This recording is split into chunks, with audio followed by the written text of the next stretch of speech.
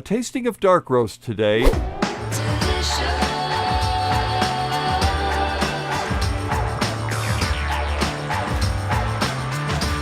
There's quite a controversy among those of us who love coffee about roasts. And would you agree with that, Ken? Yes, but there's no controversy, I don't think, among the camps. People who are into the lighter roast camps are convinced that dark roasts are evil, and the people who love dark roasts feel that they're being overlooked, or else they just defiantly go in and drink their dark roast. So there's a kind of a polarization that no one really discusses. They just sort of, the roasting companies negotiate it somehow. Now I realize on a level of various controversies in the world today, this is probably one of the ones that you could risk at a dinner table. I think so, yeah. In my book, I said it's not as bad as politics. Well said. Today, though, I've got 5 dark roast coffee, and I'm not actively trying to fool you or anything, but I was just looking around at different companies' dark roasts. I wanted to get a little bit of the big coffee company dark roasts, which are so popular, such as Starbucks obviously will be involved. But I also wanted to get some small batch roasters. But I found that the definition of dark roast is not always consistent. Am I looking in the wrong places, or? Well, absolutely correct. I mean, the language around darkness of roast is a complete mess. In fact, I would say offhand that it's useless, because I did a little study in which I looked at the Agtron, which is a machine way of reading roast color, and with what we call the third wave, or some of us call the third wave roasters, those who like to roast light, and their dark roast was almost exactly the same as Starbucks light roast. You follow what I mean? Oh, yeah. So somebody who goes into a smaller roaster shop or goes online may find that the dark roast is maybe fairly similar to a Starbucks blonde or lighter roast. And then if you go darker from there, where the smaller shops or the smaller roasters or third wave roasters don't go, then it gets even more confusing. So at Coffee Review, we've had roasts come in that say dark roast, that a dark roast lover who really likes dark roasts would not be pleased with. I don't think. I would agree with you. And a couple of times I went into cafes just to see what they had, and I would say, give me the darkest roast coffee you do. And I'm sure I ran into a couple of third wavers, and they literally, what they gave me tasted like just a little on the dark side, what I would call a regular light roast coffee, or, and then the other, no dark roast, though, taste that I could get at all. None of the so-called burnt taste. And I realize not everyone would agree with that term, but, and I one of the samples we have is from a dark roast small batch purveyor, and I will say, yeah, this was as a dark roast as I could imagine. The turning point on roasts, which is widely understood, is called, in the roasting world, is called second crack. Just very briefly, when the coffee starts to turn into something that will taste like coffee, you get the first crack, which is very loud and pronounced, and that's moisture emerging inside the bean and creating a popping sound. And then there's a silence after that dies down, and all through that silence, through the first popping and through the silence, those are definitely medium roasts, light to medium roasts. As you approach a certain point, the cellulose in the bean starts to break down, and you get a crinkling sound, like crinkle, crinkle, little light hard to hear if the roast, you can't hear it at all if the roaster is loud. And that's the second crack, and that's when some of the cellulose in the bean actually starts to burn.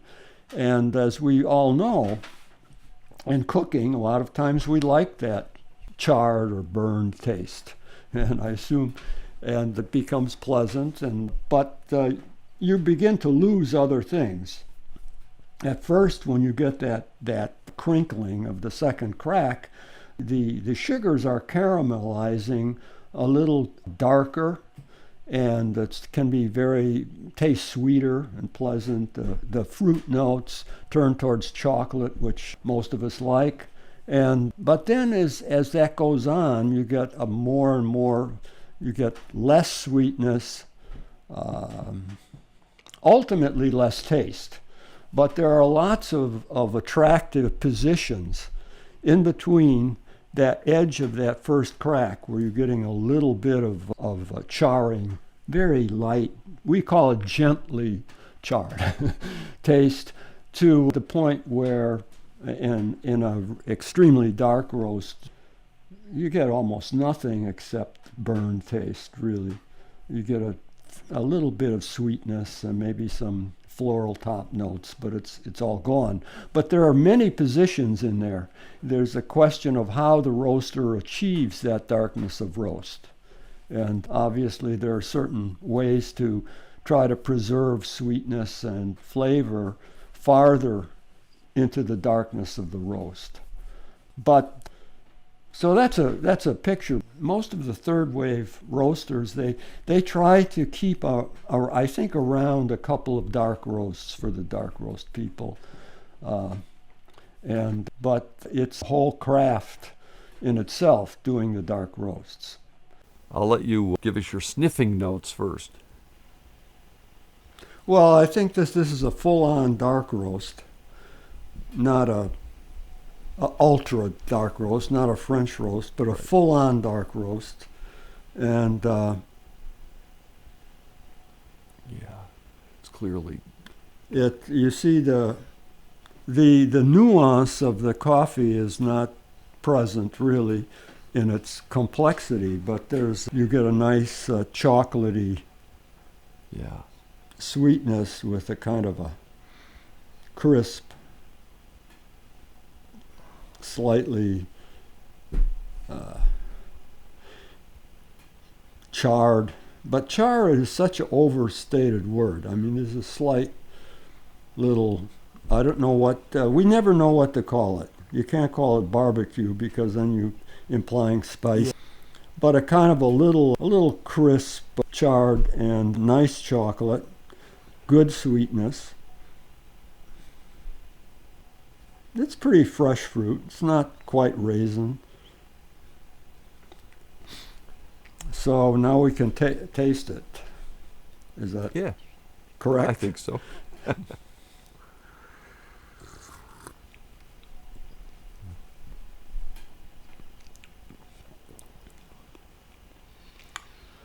Well, you have a very confident, pronounced dark roast here.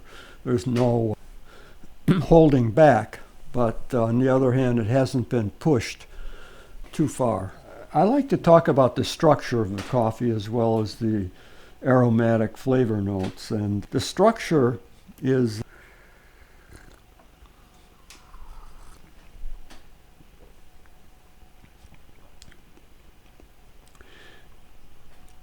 you notice how it's sweet in front, and then as you swallow it, you get bitter sweetness. And then in the finish, you get astringency, the puckering or drying on the palate, which is an important part of coffee. But from my point of view, if you notice it, it's not good. It should just be heard, felt but not heard, as it were. So so the coffee transforms. For me, it's very pleasant, chocolatey and sweet in front, and then as I swallow it and then observe the aftertaste, I don't like the aftertaste at all. In fact, I think in what we call the long finish, it's a little unpleasant, really.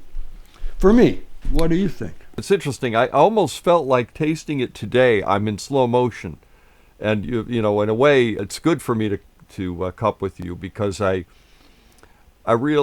tend to drink everything I drink. As you may have found out, I drink fast. You know, I'm used to, you know, kind of, and I don't think that's. I'm not bragging about it. When I first tasted it, I'm like, oh yeah, I really enjoy this coffee, and I know what it is, and yes, I've already identified it as a dark roast. I did that by sniffing it, but then I said, oh, this really tastes good on the tongue. But then, you're right, when it went down the rest of the way, all of a sudden I get this. Well, see, people who like what they call strong coffee. I mean, coffee can be strong in a lot of different ways. You can be stronger because it put more coffee in than in the water. So, or it can be strong in the sense that people use it for roast. It's a kind of a bracing astringency. They sort of like that astringency. It makes you feel powerful, I guess. I don't know, like, I'm not sure what an analogy would be, but wind in your face when you're go to the beach, and there's a kind of a fresh, brisk breeze coming at you. I mean, that's the best I can do right now, but I mean, I know that I know that feeling. It's just not my kind of feeling, I guess. Maybe I'm just a real comfort freak, you know. I just you mean you don't enjoy unpleasant sensations? Yeah, I'm kind of old-fashioned. It's not unpleasant. It's not unpleasant. The going in isn't. Yeah, no, the going in is very pleasant, but it's the bracing aftertaste. Yes, the aftertaste I could do with less. Yeah. So now, of course, most people who drink a coffee like this is a full-on dark roast. I don't know whose dark roast it is. I couldn't really I would hazard a guess is that it's not a very bright or acidy coffee to start with, the green beans, because with coffees like that, they're even more assertive with the bitterness. The acidity turns bitter, and it's more pronounced than in this coffee. So I don't know what it would be, a lower elevation coffee. I'd just guess wildly, saying that Brazil or Sumatra or some lower acid. But that's not the point, really. I mean, the point is, really, with a dark roast, the role of the bean is to best show the roast in some ways. You choose beans, I think, for dark roasts so that they come out well as dark roasts. Yes. If you really value what the bean brings intrinsically, then dark roast is not the roast for that purpose. Right. Right.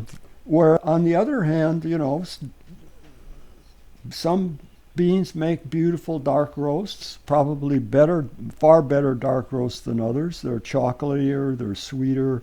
They may add some little nuance. We'll probably taste some later, because I assume you have some lighter dark roasts than this. Yeah. This straight-on dark roast. This to me is a straight-on dark roast. This is what it says. This is a dark roast. Okay, and she gave me a spoon too. I appreciate that. Thank you.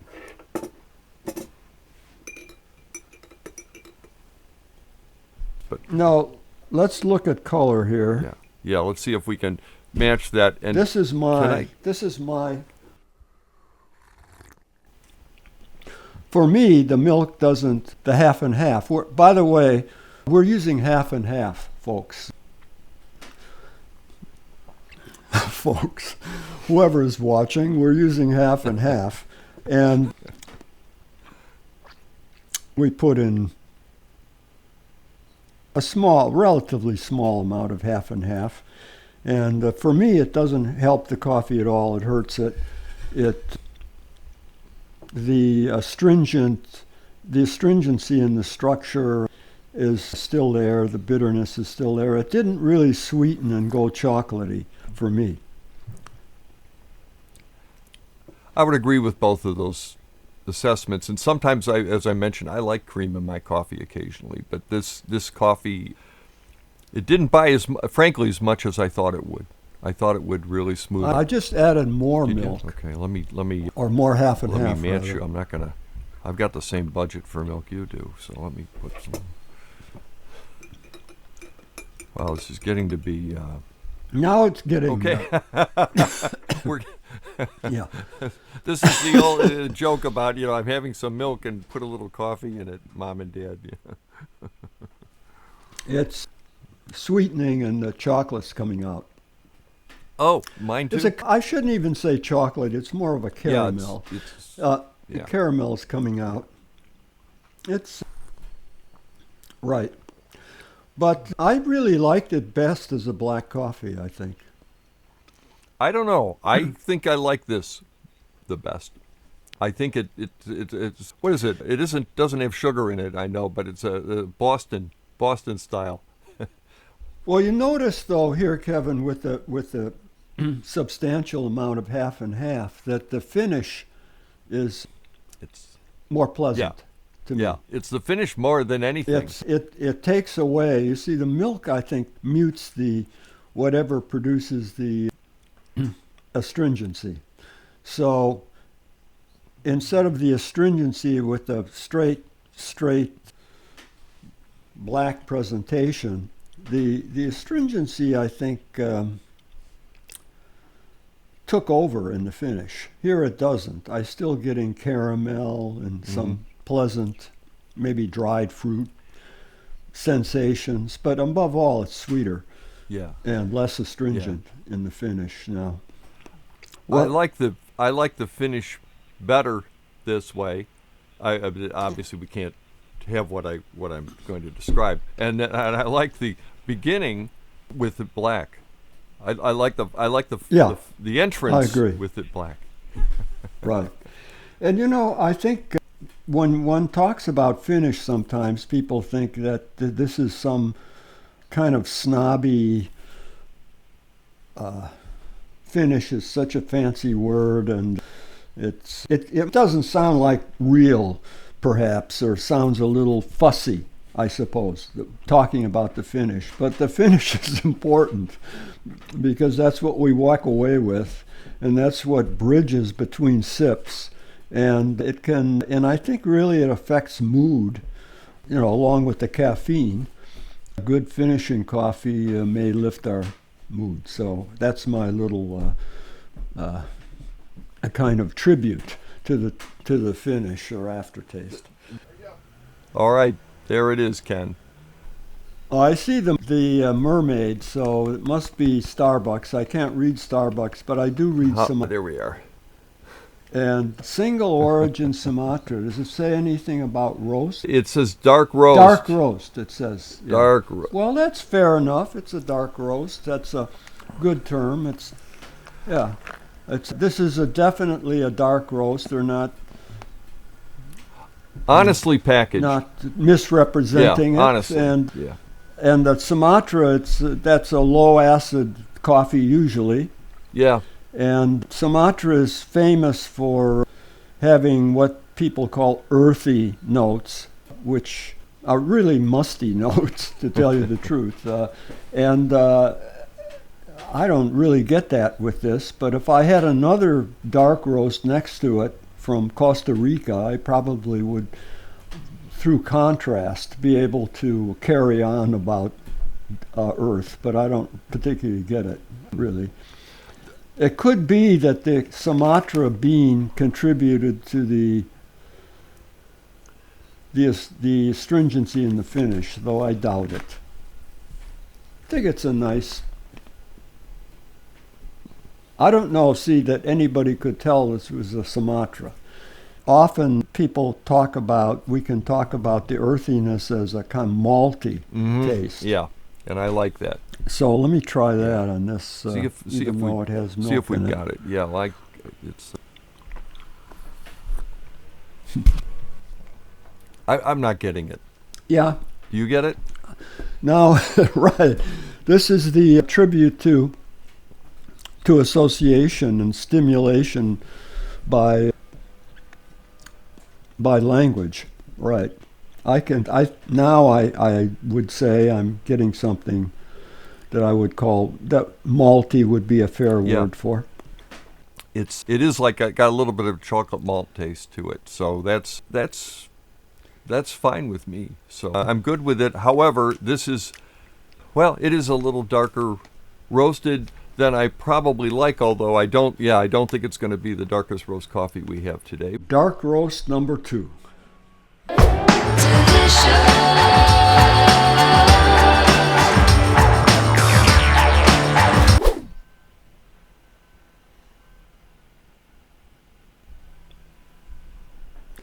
Well, the first thing I would say is that next to the last coffee, the Starbucks Sumatra, this is a timid dark roast. In the nose, it has the characteristics of a dark roast, but it's muted, it's timid. I'm guessing it's somewhat half-hearted dark roast. Half-hearted dark roast. What a great name for a blend, the half-hearted blend. I hope it's not from anybody I know. You know, it has a kind of a buttery character in the nose. Anybody you used to know, you mean?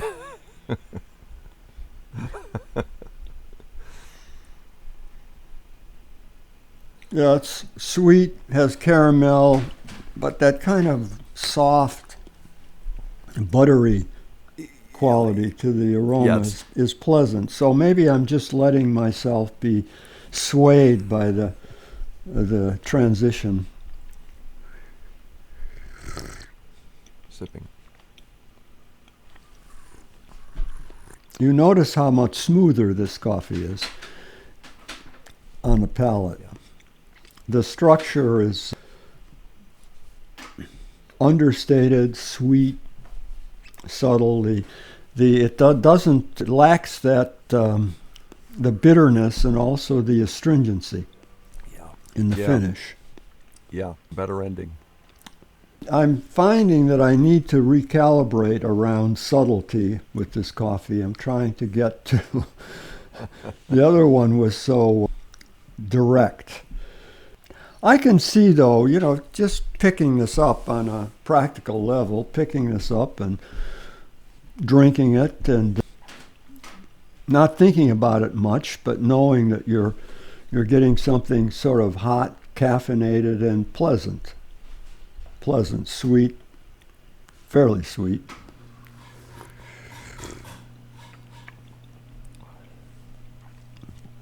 You notice we didn't talk about the mouthfeel on that last one, the Starbucks. I think because this has low astringency, that it gives the impression of a more syrupy or viscous mouthfeel. Yeah. It may actually have a more viscous or syrupy mouthfeel if we were able to measure that. But I think it's partly because it's, in the roast, I think more sugars were preserved in this coffee.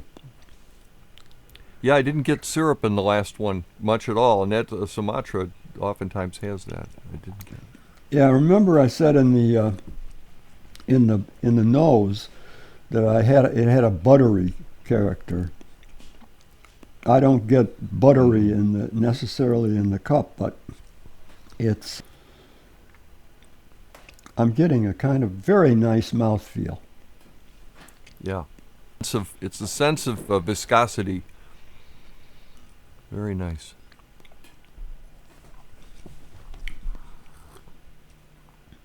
I mean, it's a balanced darker roast.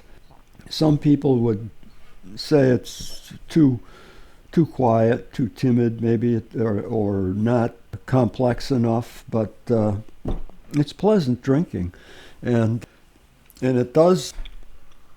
The finish has a kind of a nice balance between the roasty notes and this sort of buttery caramel, something along those lines. And it stays with you. I think this, in the long finish, the sweetness is dominant, takes over, right? Mm-hmm. And the sweetness overcomes the astringency or bitter sweetness, with emphasis on sweetness. Sweet, a little bitter. And not a lot of nuance going on in terms of flavor, but there's something. It's not too much. It's definitely not too much. Whether it's enough it might be a question. That's good. Yeah, that's true. On the other hand, it's not giving the pleasure of a medium roast coffee where you can start reading clear aromatic notes. I mean, a polite term would be that they're rounded. A less polite term would mean they're muted or blurred. But it's good. It's a nice drinking cup. I think the fair thing I could definitely say is this would be a coffee that I'd be willing to make for someone who said they don't like dark roasts, and prove to them that they aren't all too much, in effect. Or just one note shows. Now, this is a dark roast, Kevin. I'm sorry. The roast is still the leader here. I mean, still the dominant characteristic. I'll give you that. I mean, it's not the dominant characteristic, but it's the dominating factor. I think in the cup. I have no idea what coffees these are. This is a roast. Should we put milk in this one, or this let's is more of a black coffee? Let's do it, but it might disappear. Okay. Let's put it in. Or half and half. I keep saying milk. I think this one fades, turns limp in milk. Let me check. Don't care for it much. I mean, it does bring out the chocolate, turns that sort of buttery caramel more towards chocolate. Yeah, there's your chocolate. It's all right. The finish remains pleasant, I think. But some dark roasts, you put this much half and half in them, and they just turn gloriously chocolatey. Mm-hmm. And neither of these that we've tasted so far do that. You want to look at this one, see what it is? Peet's Major Dickason blend. Yep. That's a surprise. I know. This is for those who don't know Peet's Coffee, that this is their signature blend from the old days with Mr. Peet. Yep, Alfred Peet. And it doesn't taste to me like Major Dickason's blend. Blends with I'm sorry to say, because I was raised here in the Bay Area with Peet's Coffee and knew Mr. Peet, and it's it's our institution, even though we may not like the roast style. But the problem here, as I think with blends, is that they are not being very consistent here. Major Dickason's blend usually has a lot more power. This is, you could say that, well, I prefer this Peet's Major Dickason's to the Starbucks Sumatra, but because it's smoother, less astringent. But in terms of my expectations around the Major Dickason's blend, I think it seems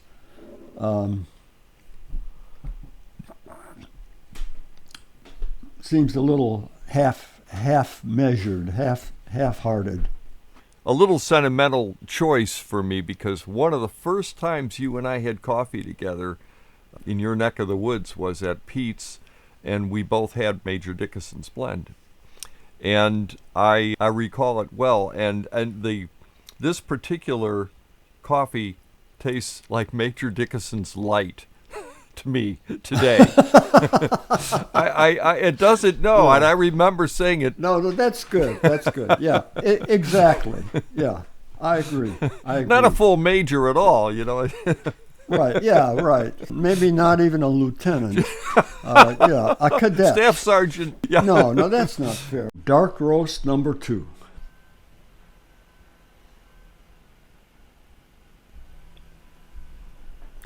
Well, the first thing I would say is that next to the last coffee, the Starbucks Sumatra, this is a timid dark roast. In the nose, it has the characteristics of a dark roast, but it's muted, it's timid. I'm guessing it's somewhat half-hearted dark roast. Half-hearted dark roast. What a great name for a blend, the half-hearted blend. I hope it's not from anybody I know. You know, it has a kind of a buttery character in the nose. Anybody you used to know, you mean?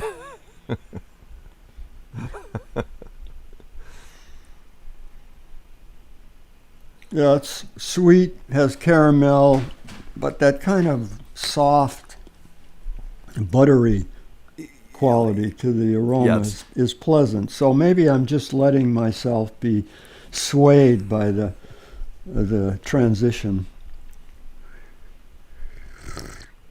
Sipping. You notice how much smoother this coffee is on the palate. The structure is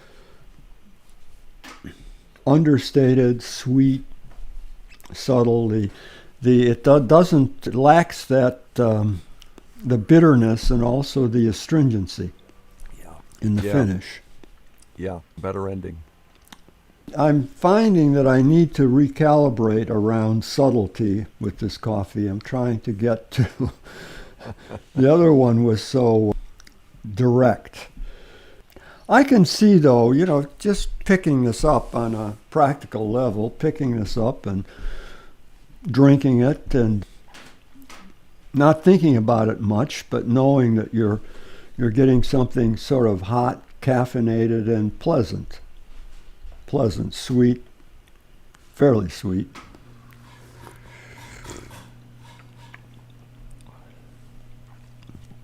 You notice we didn't talk about the mouthfeel on that last one, the Starbucks. I think because this has low astringency, that it gives the impression of a more syrupy or viscous mouthfeel. Yeah. It may actually have a more viscous or syrupy mouthfeel if we were able to measure that. But I think it's partly because it's, you know, in the roast, I think more sugars were preserved in this coffee. Yeah, I didn't get syrup in the last one much at all, and that Sumatra oftentimes has that. I didn't get it. Yeah, remember I said in the nose that it had a buttery character. I don't get buttery necessarily in the cup, but I'm getting a kind of very nice mouthfeel. Yeah. It's a sense of viscosity. Very nice.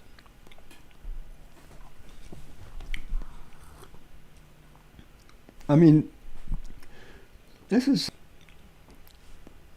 a balanced darker roast. Some people would say it's too quiet, too timid, maybe, or not complex enough, but it's pleasant drinking, and it does. The finish has a kind of a nice balance between the roasty notes and this sort of buttery caramel, something along those lines. And it stays with you. I think this, in the long finish, the sweetness is dominant, takes over, right? Mm-hmm.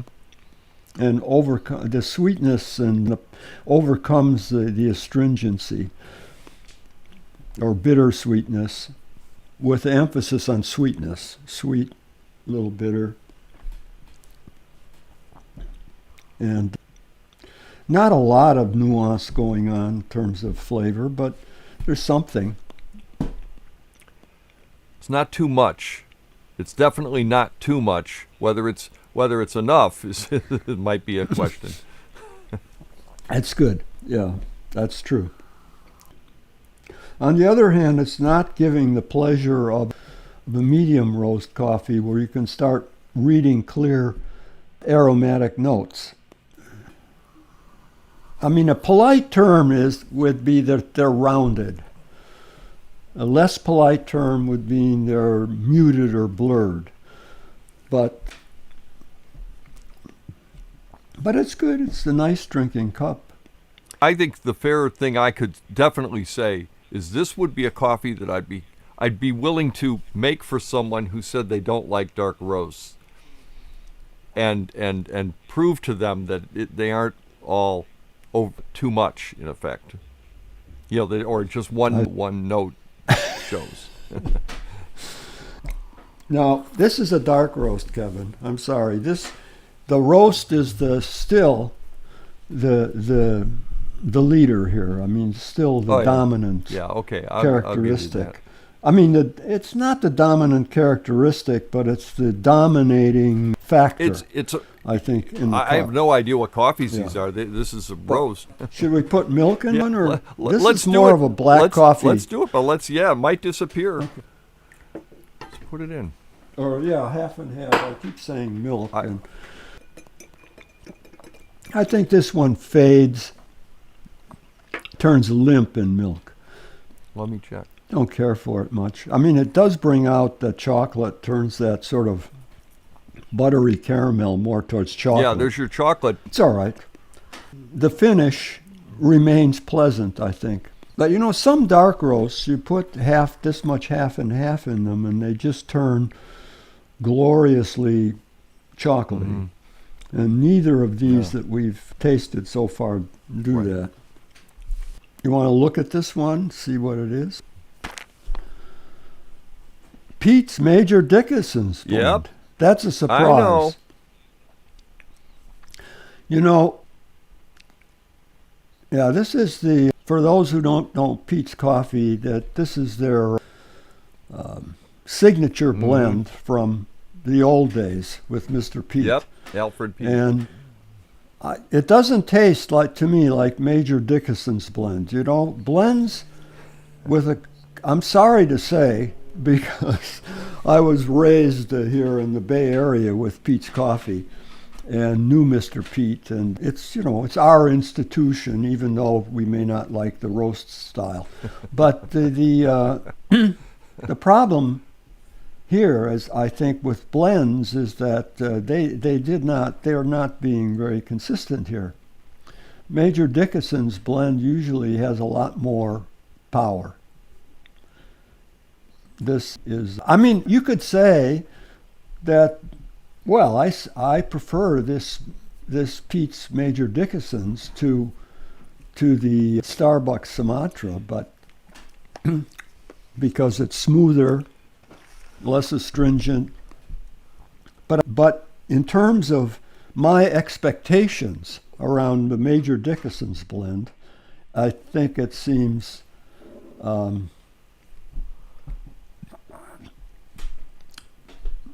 little half measured, half-hearted.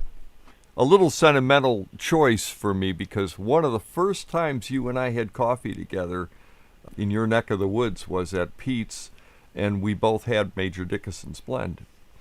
and I recall it well. And this particular coffee tastes like Major Dickason Light to me today. It doesn't. No, Yeah. and I remember saying it. No, that's good. That's good. Yeah, exactly. Yeah, I agree. Not a full major at all, you know. Right. Yeah. Right. Maybe not even a lieutenant. Yeah, a cadet. Staff sergeant. Yeah. No, that's not fair. I don't know whether I'm going to get smacked by a full-on bitter, astringent French roast, or am I going to get seduced by some sort of subtly dark, romantic coffee? The suspense is mounting. Let me get rid of this, and can we please bring on the next coffee? If these dark roasts get any darker, it'll be radio. I may be completely wrong once I taste it, but right now what I'm getting is another timid dark roast. Timid dark roast. Okay. Yeah, but I'll taste it, and Sure. I think one of the issues with dark roast too, of course, is that the structure is dominant in how we experience the coffee, not the aromatics. So I may not be picking up much of the structure in this because it's pretty sweet in a half-hearted way, roasting. Yeah.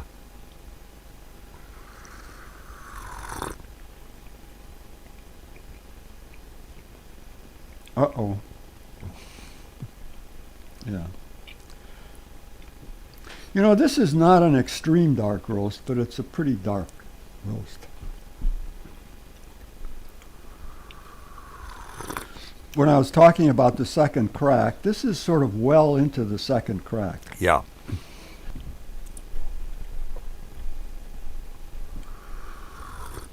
Kevin, I'm going to pour a little of number one. Okay, To compare yeah, that's it. fine. Yeah, that's a good idea.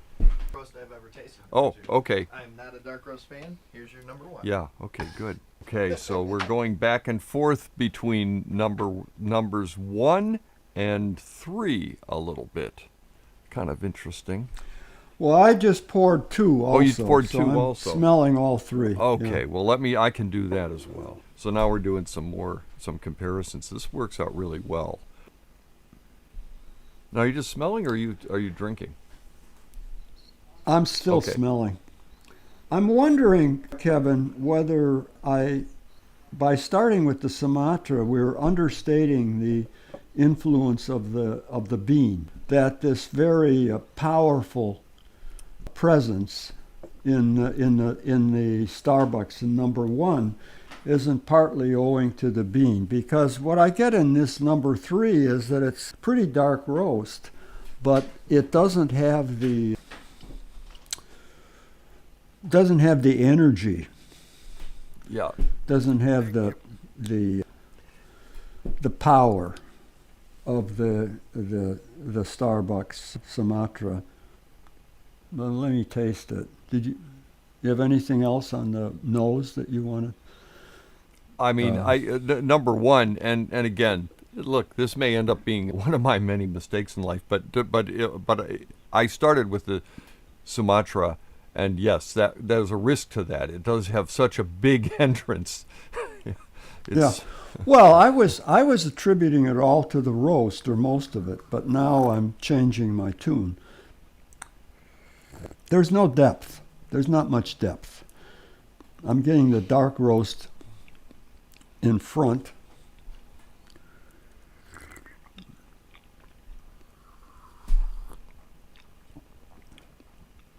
There's not much in front for me. The finish is a little more satisfying. Mm-hmm. I'm getting some kind of bittersweet, pleasant, bittersweet character, some The astringency is understated. It's just basically pleasant. Getting the usual, a kind of a crisp cocoa-like chocolate, or maybe a nut like if you've ever tasted roasted cocoa nibs. But the body, the viscosity is pretty thin. So I'm really guessing on this, but I would say that if you did a machine reading of the roast color, it would be pretty dark. The roast is done. It hasn't really contributed a lot of bitterness or astringency, but it's perhaps exhausted some of the oils that give it the body, some of the substances that give the impression of body. So ironically, even though most people, I'm guessing that most people think that a darker roast inherently has more body, it actually gets to a point where it actually reduces the sensation of body. Yeah. Yeah, I don't know whether you got what's often called a dark French roast or French roast. Mm-hmm. These roasts, the body, they're thin. I mean, everything's been roasted out of the bean almost except cellulose, really, in the most extreme. So that, no, they're thin-bodied. To me, I hope we have one so I can really carry on in an obnoxious way about it. I know you will be able to do that. I have ultimate confidence in you about that. I'll say that when I first started Coffee Review years ago, I decided, I'd do a tasting of of French roasts. So I got a lot of these ultra dark French roasts. They were very plentiful in California at the time. And I couldn't write the article because they literally almost tasted all the same. Yeah. So, but I want to make it clear, I'm not talking about all dark roasts. I am not speaking about all dark roasts. I'm talking about extreme dark roasts that are often sold as French or dark French roasts. Mm-hmm. Something like this full-on Starbucks Sumatra. It pronounces what it is, and it does it in a very powerful and if you like the style, very pleasant way. Now this one, as I say, I think somehow it has the characteristics of a dark roast but lacks some of the benefits. Because it lacks body. Yeah. And it lacks complexity. Yeah. It lacks depth. Yeah, I would agree with that. It lacks depth. That's I have to work to get the chocolate a little bit. Kind of like a walnut tinged cocoa or something like that. It has a finish a lot like walnuts, a kind of a pleasantly astringent. Let's put some milk in it because I want to try it and see if it changes my perceptions.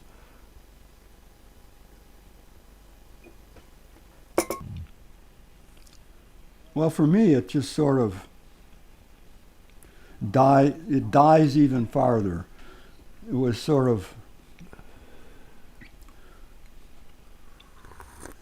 thinning out in sensation as a black coffee, and it thins out even more with half and half. Yeah. Sorry to say. Yeah, I'm not getting the chocolate. I had hoped that it might just... Not chocolate. Well, I'm going to... Oh, maybe in the finish, the long finish, the chocolate starts to emerge a bit. Make itself known and appreciated. Okay, well let's reveal.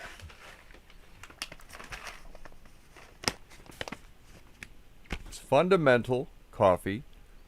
And it's a Humbucker blend. Humbucker blend. And it's got Colombian Medellin. And it's Guatemala, Colombia, and Sumatra. But Sumatra's at best a third. I mean, I'm saying it's assuming it's 3 equal parts approximately. Oh, they show the proportions. Oh, do they? Okay. That's nice. Oh, yeah, that is nice. Yeah.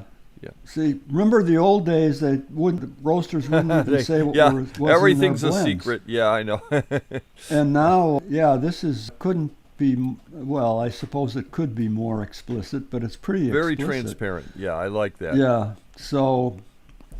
I like that quality. I like the roaster. Well. I like Scott. Yeah, and you know, of course, we're gonna do it honest, even if once in a while, you know, it's disappointing, because I want people to just feel like they can at least trust us to be honest, if not correct. I'm happy to have people post below when you subscribe and you have a comment. If you disagree with everything, please let us know. That's fine. When I met him at CoffeeCon Seattle, he said his motto was, "Don't fear second crack."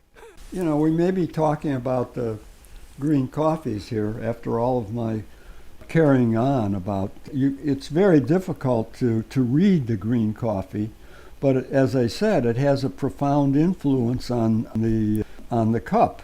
It's just that you can't read it as easily as you can in light or medium roast. So again, I think it's that bracing, somewhat astringent power of the Starbucks may be the Sumatra. This one had the number 3 has quite a bit of Sumatra in it, but it could be a different Sumatra, and it has of course has the Colombia and Guat in it. I think sometimes with dark roasts, I'll just speak for myself, I think sometimes I am more judgmental and always thinking about the roast. That's one thing that is a disadvantage rather than the green coffees. So I'm not, you're right, I didn't even consider that for a moment, that the green coffees themselves may be the factors. Well, I think it's a balanced blend. It's pleasant. I can't have too much more to say about it. It's drinkable.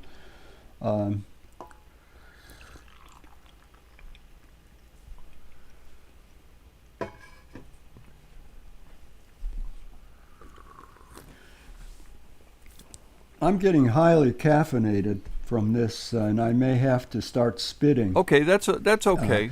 If it's not too disgusting for somebody who sees the show, you can cut out my spitting, leave my spitting on the cutting room floor. Or we could do a bonus reel of just Ken Davids spitting.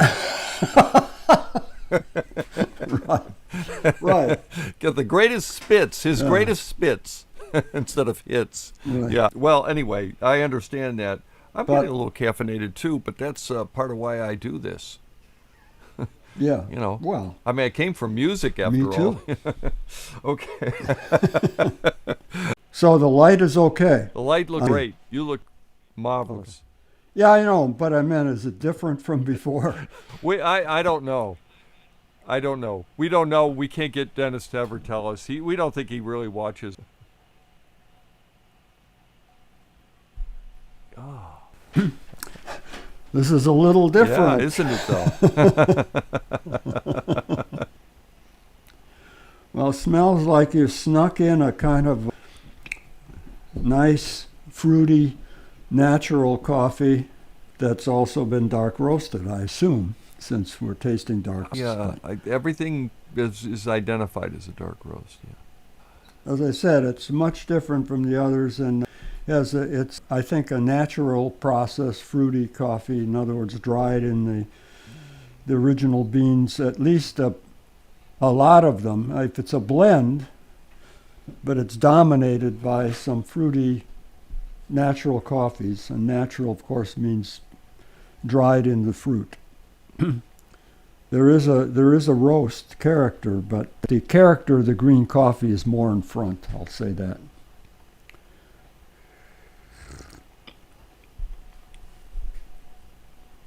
What do you think of the cup?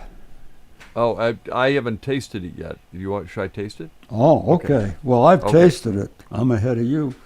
And I'm saying that it's some of that Oh, fruity character is actually, to me, less prominent in the cup, but it's there. yeah. And I'm getting the roast now. It smelled dramatically different. It doesn't taste as dramatically different. That's what is Right. surprising me. But it's very, very pleasant cup. The impact of the roast, the roasty character is really just wrapped around the character of the green coffee, or it's not dominating it, it's cuddling it. Yeah. I'm getting the roast, a little bit of astringency from the roast and the finish, but not unpleasantly. It's like a very careful dark roast, very respectful of the coffee. Right. Interesting. And in the cup, I'm guessing it's probably a blend with natural coffees in it rather than a straight natural, but who knows? But the natural character is certainly the fruity, and it's a very nice fruit. Yeah. A very chocolatey fruit. The mouthfeel is very pleasant. It's not as full, I don't think, as number 2, but it's very pleasant and smooth, substantial.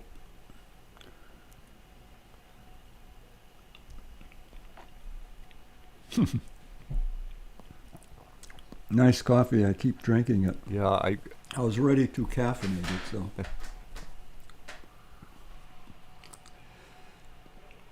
Finish is nice. It has kind of a balanced sweetness with a little crisp bitterness to it and structure, and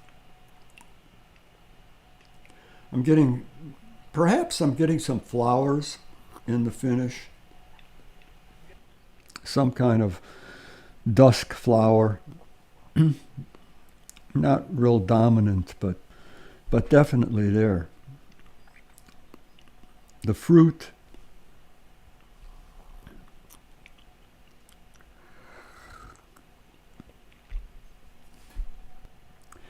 it's a berry fruit, I'd say, if I had to assign a identity to the fruit. Not quite blueberry. A lot of times when people call natural coffees blueberry, they're really thinking about like blueberry pancakes or something, where the sweet, chocolatey character of the blueberry is very dominant, and that's not the case here. But it is a berry, sweet berry. Yeah. Wow. A kind of I suppose it's the impact of the roast, but the aromatic notes, the flowers and the fruit seem very discreet, understated, but satisfying. That's some fancy language there. Yeah, I should wear I'll wear a suit, sport coat next time we use that language. No, I'm kidding. I thought it was actually quite apt. It really is saying all these things too and more to me. The structure is very balanced, I think. I'm getting certain characteristics of a medium roast coffee, but I'm also getting a little roasty edge. That now as I keep drinking it, it's turning the fruit to a little more towards chocolate. So I don't even want to put milk in this coffee, but I guess we should to be consistent. We should do it. We should do it, even though I was thinking the same thing, to be honest.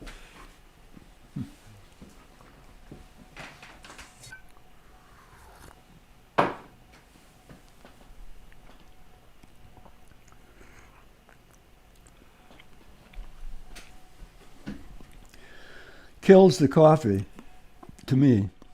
Yeah, it isn't needed at all.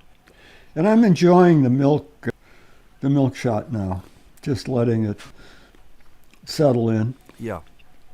It just mutes some of the notes, kind of softens the structure.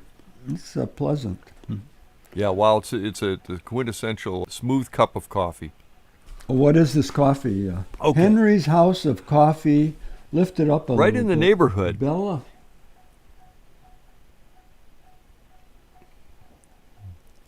Does it say what the and Bella Finca? Bella Finca. What is- is it? It's a blend, of course, but let me see if. Is it? Yeah, I'm sure it is, but let's see if it has anything about it on the back. No, it doesn't. Bella Finca just means nice farm, right? Pretty farm. Well, Bella Finca hand roasted small batches. Yeah, okay. Premium rich chocolate, bold.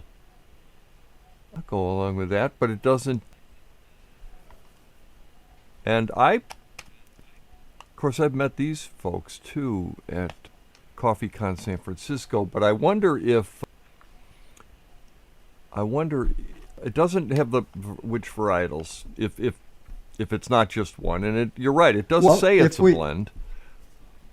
Well, if we went online, May. we'd find out what Yeah. it is. But we don't have. No, to we for don't. that, We I don't. take it. And but I mean, certainly we can. If I can find out, I may post below myself. But it's certainly a delicious coffee. It's a lovely coffee. I'm sure it has, as I say, it has natural coffees in it, whether they're Ethiopian or it could be. People are doing fine natural coffees all over the world, so, and probably has other washed coffees perhaps in it too, but it's a lovely blend, and it's just very nicely roasted, very tactfully roasted, to give it a little dark roast edge, but allow the coffees to express themselves. So very, very nice. I would challenge anyone who is a third waver who gets the coffees that I consider peanutty and a little bit light roasted. I would challenge them if they want to expand their palate a little bit to try a coffee like this. I don't think you'll find the objections that you found in a dark roast. And we're not doing the show just to sell individual coffees, but I want you to. Well, I think, but we'd have to try the same blend a little lighter roasted to see how we preferred it. But whatever, it's a fine, accomplished presentation. It is And I'm a little disappointed in you, Kevin, that you didn't do your research in advance. About what do you mean about the blend? Yeah, you should have looked at the blend online. Usually they give but that's all right. No. You're going to I'm look gonna it up?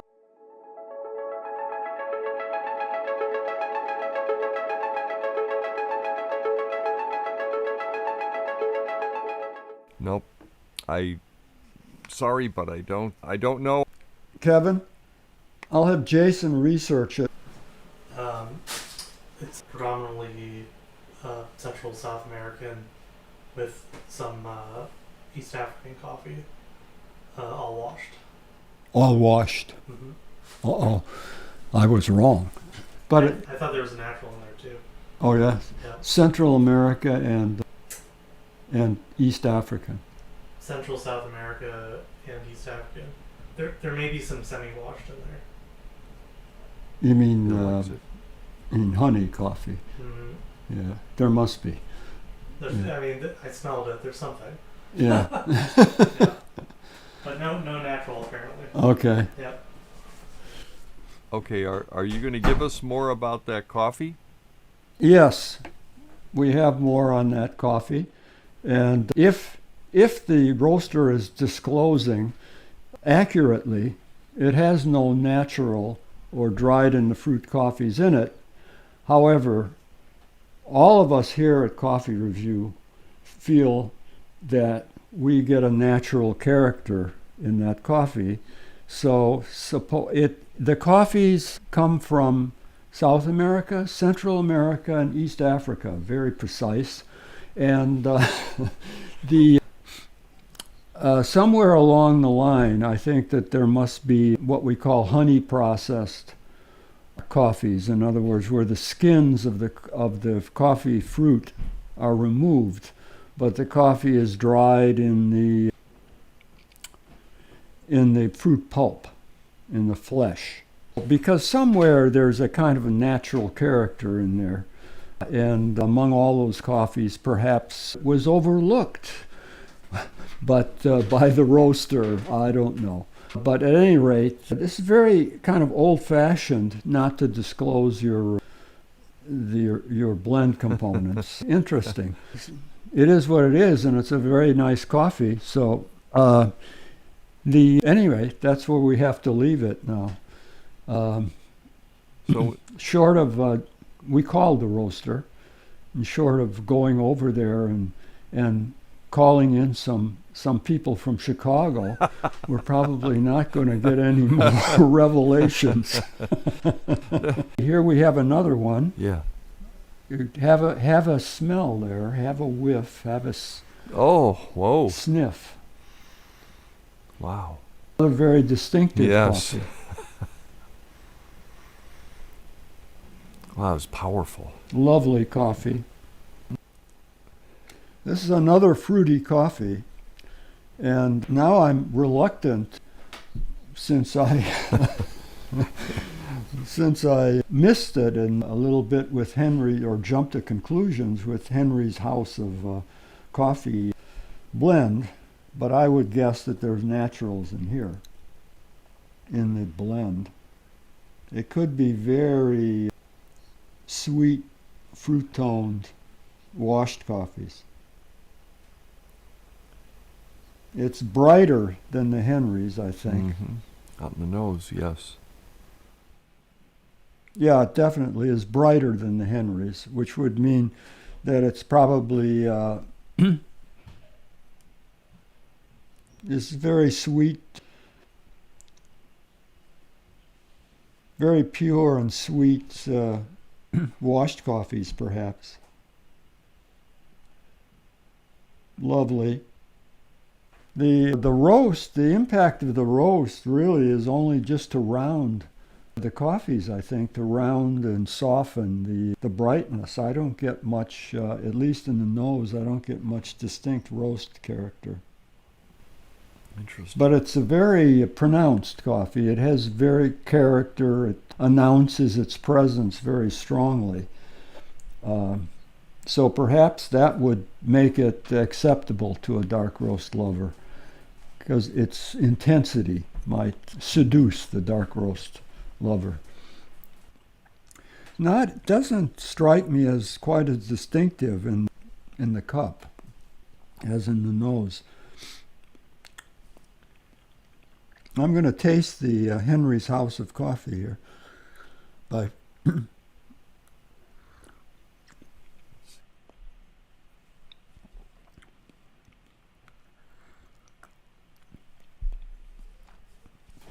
complex blends can be a test of any coffee taster's skills, including this one. Okay. Well, what fun would it be doing the show if we didn't test each other, you know? So. Well, this is a very attractive blend, and I would guess that this one has some naturals in it. Yeah. But it also has some very sweet, high quality, rather bright washed coffees as well. And where they're from, you can't tell anymore, because people are producing different processes all over the coffee world. Well, that happens with all industries as they learn from each other. You just wanted to stump me when you chose these coffees, Kevin. You could have given me a nice, clear example, you know. Ethiopian natural or something like that. It's easy, Yeah, it's, right? yeah. Costa Rican washed. I don't know. They're all different from each other. I'm getting now, when I go back to number 4, I'm getting a kind of a whiny character, Yeah. which again would be normally a sign of naturals. Yeah, it's hard to believe there isn't there isn't a natural in number 4. Well, I still think that number 4 has naturals in it, or honey coffees, honey processed coffees. And I think number 5 is mostly washed or entirely washed, probably. Is it possible, Ken, that number 4 is the honeys, and using honeys in their view means we don't have to say they're naturals? Is that, I don't know why anyone would be concerned either way, but maybe just for privacy. Honey coffees are honey coffees. The Brazilians call them pulped naturals, meaning that they've been skinned but still dried in the fruit. With honey coffees, I don't know, we started off with roast, and here we're talking about processing methods, but honey coffees are not, it's hard to predict if you just know that they were honey coffees, because sometimes producers actually strip with a machine, they strip some of the pulp, the fruit pulp, off the beans. And then the Costa Ricans call that white honey or yellow honey, because there's less of the fruit pulp left on the bean. Or they'll call, if all of the fruit pulp is left on the bean, the Costa Ricans call that red honey. If it's dried very slowly so it gets a little bit of musty, earthy character, they might call it black honey. In most places in the world, they don't make these distinctions, but what it indicates is that simply because a coffee is honey processed, it's hard to predict much about the characteristics in the cup. You could have one that's, and how they're dried, of course, is very important, how fast they're dried and what conditions. So you could have very clean tasting honey that's not too much distinguished from a washed coffee, or you could have a really funky, kind of musty, fruity, if it's a kind of what the Costa Ricans call black honey. So it's not predictable. Well, that's a long, long disquisition on honey coffees, isn't it? Yeah, the sucrose content was incredible. Maybe you could say it's a please everybody blend. I don't know. Both 4 and 5, to me, would be acceptable to a lot of people that I know that tell me they don't like dark roasts.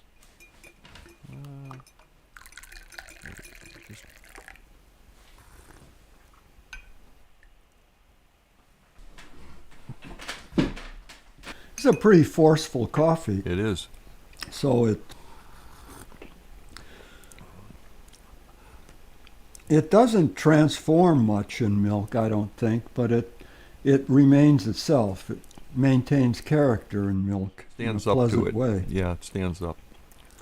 Like with some of the others that we've tasted, the milk sort of reduced their power, reduced their character, reduced their energy. But here, that coffee is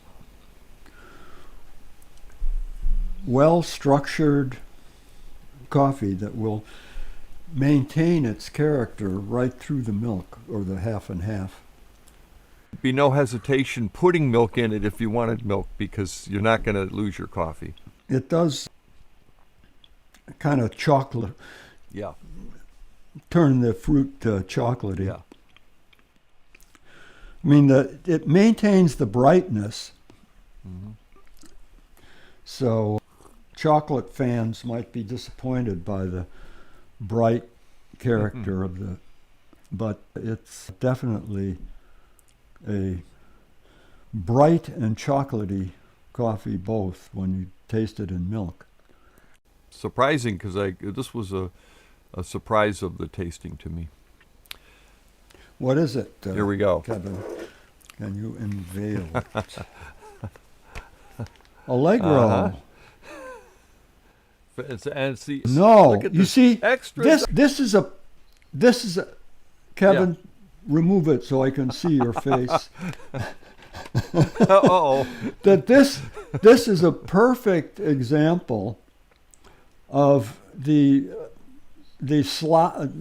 misleading or confused use of terminology of the English language in representing roast.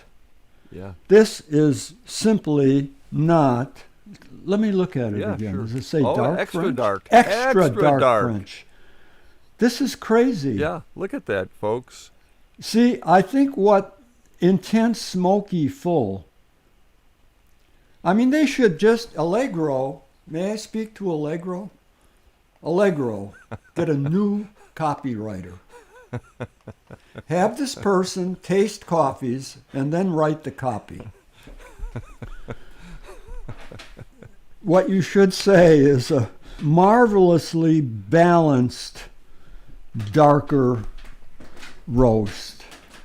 Does it give any indication of blend No. components? No, none. But I have give it to Allegro. This is a terrific coffee. Yeah, this is really nice. And I was on this just to give you a little background. I was on a fence between this. There's an organic version that's not extra, and I said, well, we want a French, and I thought, I actually surprised. I expected this to be the darkest coffee we had, which is one reason I put it last. Now I think I screwed up a little bit, but I have to say it just shocks me that this coffee is so drinkable and so, in some ways, middle of the road. I mean, it's got everything for everyone. Oh, well, I don't know. It's middle of the road. It has character. Middle of the right. road. I don't mean to say it doesn't have character. I didn't mean that. I mean that. Well, I guess the middle of the road has character. I mean it. It was not by far the darkest of the coffees we've had, and it was the perhaps we should do Agtron readings of darkness of roast with these. I'm absolutely positive that this would not be the darkest. No. That the darkest probably is the Starbucks Sumatra, I think the Starbucks or the major Dickasons. And what was fundamental? number 3? Fundamental, I thought was maybe the darkest. My opinion. I don't know. I didn't do Agtron ratings. It's the one piece of equipment I've not snuck past my wife. But extra dark. I think the extra word is just totally. Because frankly, it might have prevented me from ever trying it before. This is one coffee, I think it's the only coffee in the bunch that I've never had before. If there's a lesson here about the industry, well, I'm not sure there is. Well, but if there is, labeling. It would be that the third wave light roasters are prevailing. Because it could be that roasting companies like Allegro are deliberately backing off. And even Major Dickason seems to be a little backed off of where Peet's usually goes. So I'm not sure whether it's just coincidence or accident, or whether without changing the language, they're changing the roast. I mean, Allegro plainly, there's some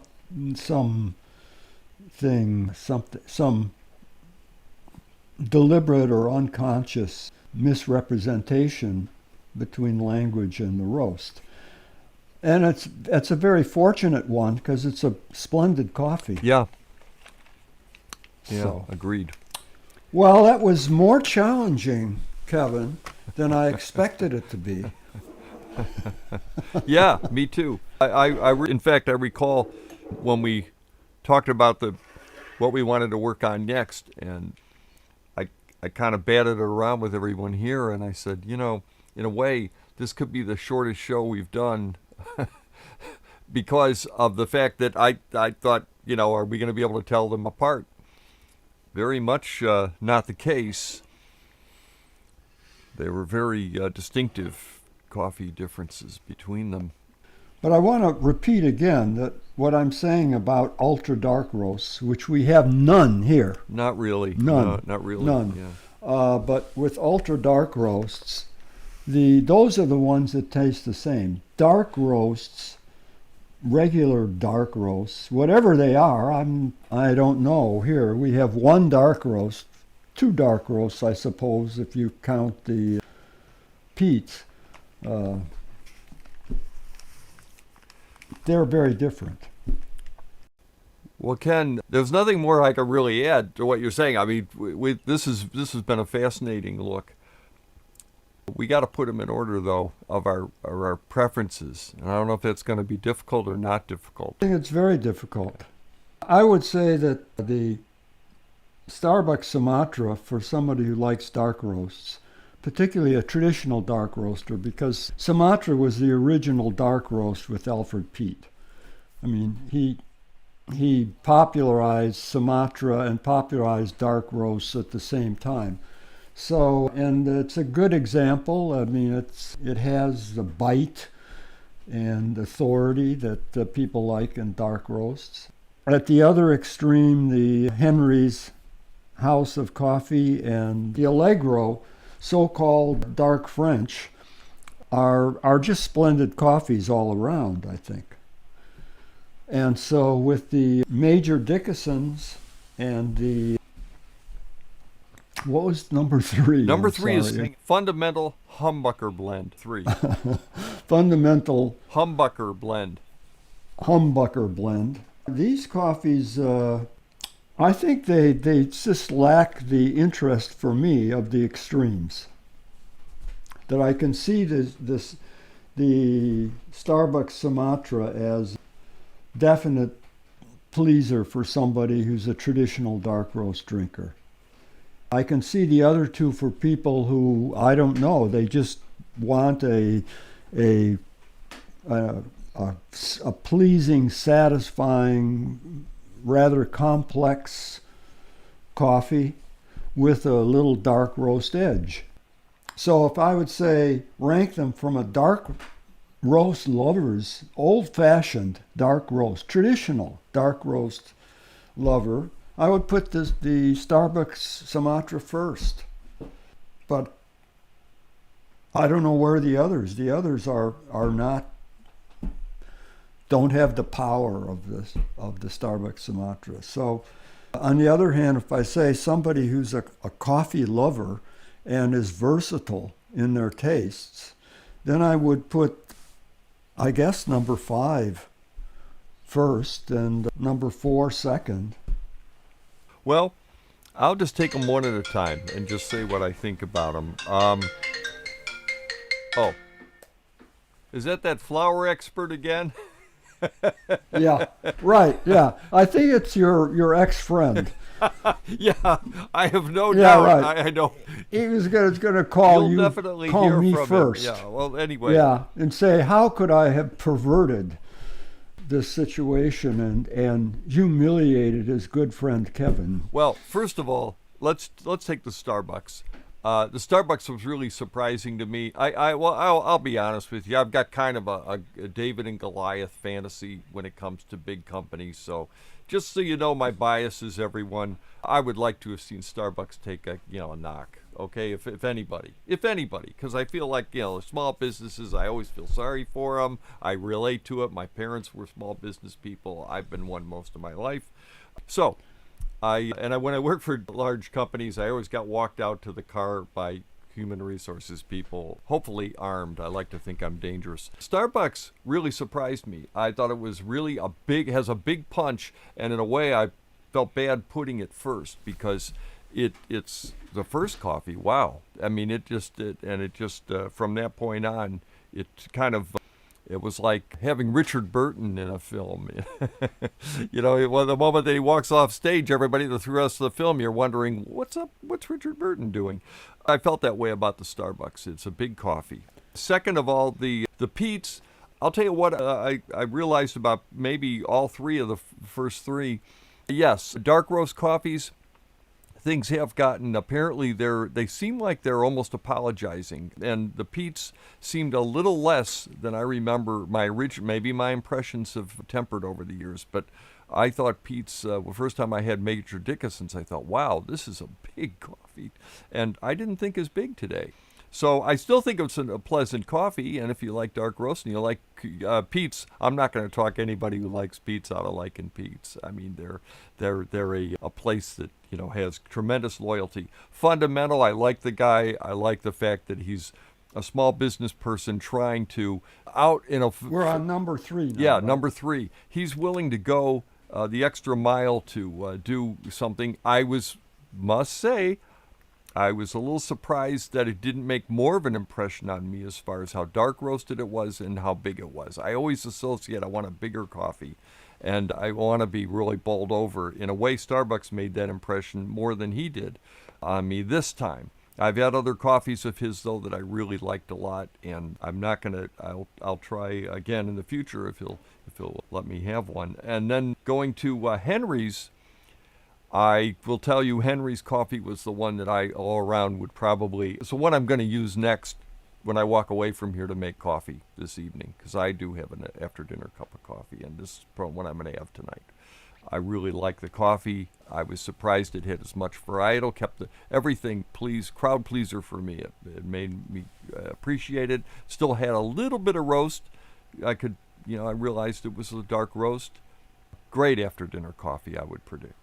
And then finally, the one that really surprised, though, the tasting was the Allegro. When it said extra dark, I didn't think it was that extra dark at all. I think they did a good job of being kind of a dark roast for people that claim they don't like dark roasts, but that's partly because I don't think it's that dark. And I know we didn't do the Agtron numbers, which are the way of rating them, but I would predict this would not be as dark as to qualify using the word extra. Yeah, they definitely need a new agency approach to that. Remove the word extra to start. You wanted to challenge and surprise me, so you did. Okay. Well, that's worth something. Right.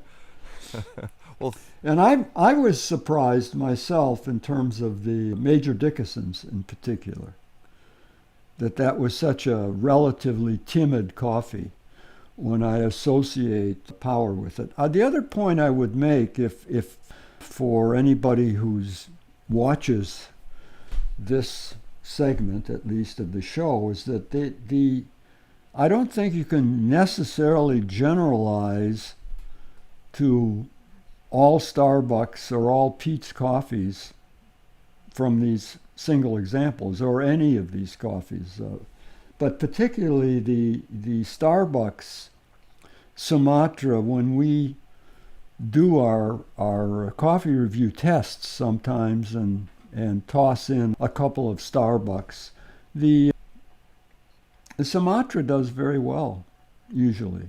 I mean, there's a long tradition at both Peet's, and if we'd had a Peet's Sumatra, it probably would have perhaps done even better. So both those companies have a long tradition of buying and roasting Sumatras. Yeah. Well, it's been very interesting and challenging for me as well, and I learned quite a bit from tasting this range of dark roasts. I'm not sure how applicable the learning is to all the dark roasts in the market, but it was very, very interesting, and I appreciate the opportunity. And I hope everybody else enjoys it as well if they listen and go out and try some of these coffees. And thank you very much, and I think we'll see you soon with another episode.